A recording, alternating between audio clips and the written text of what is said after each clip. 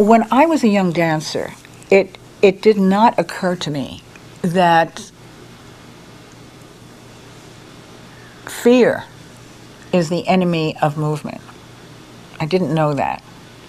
Even though it might look like the fear of the dog or the fear of the robber or the fear of losing my job or my mate or fear of flying or whatever it is, it's always the fear of death. Fear narrows your life down to the littlest drop of existence.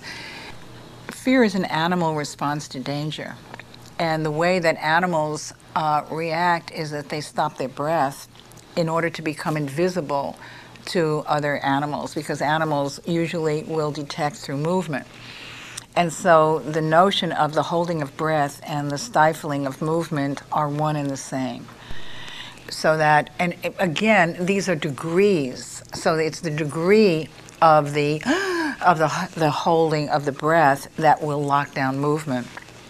It's pretty interesting to see that when someone is in shock, either from some kind of traumatic accident or some other event or whatever, their breath is locked up and their throat tightens down to keep the breath up. And so that becomes patterned into your nervous system, that breath, and that will happen very fast. And so everything is held in suspension when your breath is locked like that, meaning that because the breath isn't moving very much, neither is anything else. The other part of that is at the moment that you go into that kind of fear response, you're locking down the fluid in your connective tissue. What the fluid does, well, it's not the fluid really, it's the stress and shock create cortisol.